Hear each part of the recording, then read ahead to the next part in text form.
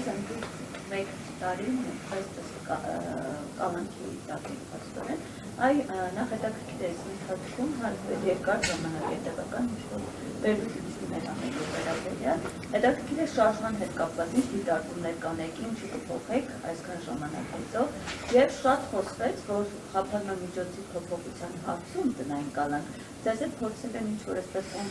կոմպրոմիսի գալիս որ առաջարկներ անել, հա, դասերության հետ կապված նման քննարկում եղել է թե ոչ եւ նաեւ հետաքրքիր է թե այս ընթացքում անակ սպորտային աշխատանքներին հետևում եք ինչ վասեցությունների վերաբերյալ եթե օրինակ ձեր խափան ջրի դեպքում տնային կալանքներն նորից բացատրեք այսպես գեներալ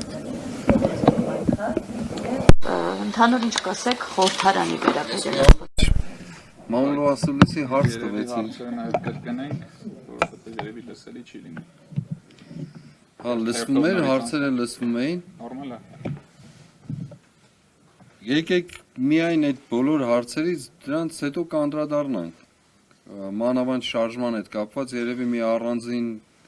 թեմա ոչ թե մամուլի ասուլիս, այլ ինչ-որ ձևաչափով կներկայացնեմ Շատ եմ խոսել այդ մասին, հիմա քանի որ թեման ավելի այսպես առարկայական Միացյալ ազգերի կազմակերպության այս կարծիքի մասին է, ինչու եմ ասում, կարծիքի մասին, այո, ինչու եմ ասում առանցքային, որովհետև տեսնում եք իշխանական զանազան անծագում մարդիկ, անծագում, անհայտ ծագումով կամ էլ անկենսագիր մարդիկ խոսում են, չէ, քաղբանտարկյալների մասին, ասելով, որ մեր երկրում քաղբանտարկյալներ չկան եւ այլն Իմիջայլոց առիթն օգտագործելով բոլորին մեր ողջույնները, մեր սերը, գնահատանքը, քաջալերանքը անուններով էլ չասեմ, որովհետև շատ են, յուրաքանչյուրին մեր զորակցությունն ենք հայտնում եւ այդ իմաստով շատ կարեւոր է նաեւ դրա համար եմ ասում, այս թեման ինչ որ ներկայացրեցին մեր պաշտպանները առանցքային դերակատարություն ու նշանակություն ունի եւ Երբ իրենք վերջնական եզրակացությունը բերեն, սա չափազանց մեծ ապտակ է լինելու հենց նրան, ինչ որ իրենք ասում են, որ որևէ միջազգային կառույց, որևէ միջազգային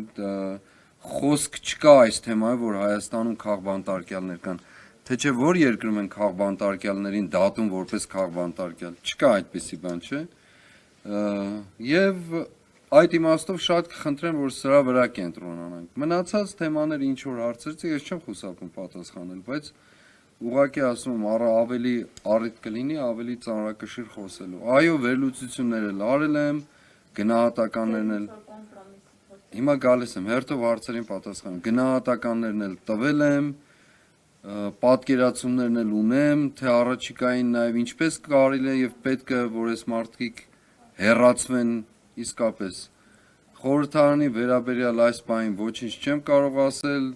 որովհետև խորհրդարանը դեռ ոչ կազմավորված է, ոչ ստեղծված է, այդուհանդերձ շատ եմ քաջալերում ընդդիմությանը այդ այսպես կոչված եւ հնչած բարեկրթության այդ ինչ ասեմ ստախոսության մասին քիչ խոսեն գործեն ուղղակի այնպես ինչպես իրենք պատկերացնում են գործելը ինչպես է լինում Այն պայմաններն ու թեմաները, որ առաջարկում են իշխանական խմբակցության անդամները, դրանք պարզապես սուտ են, կեղծ։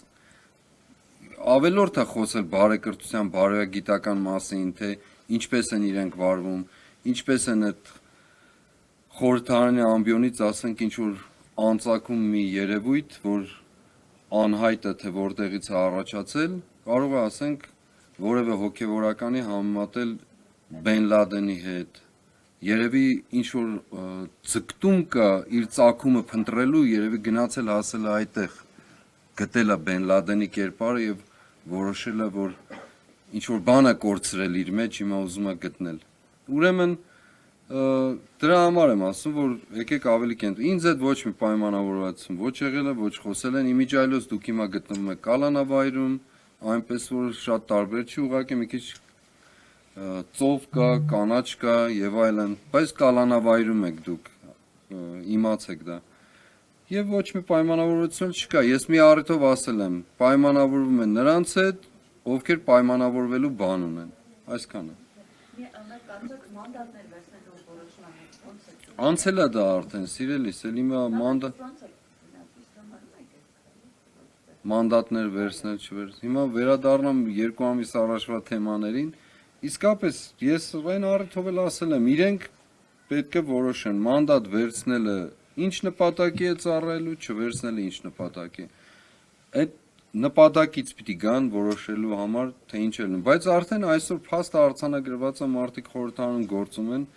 Ես կարծում եմ, որ մենք միայն պետք է աջակցենք, ուրիշ ոչ մի բան։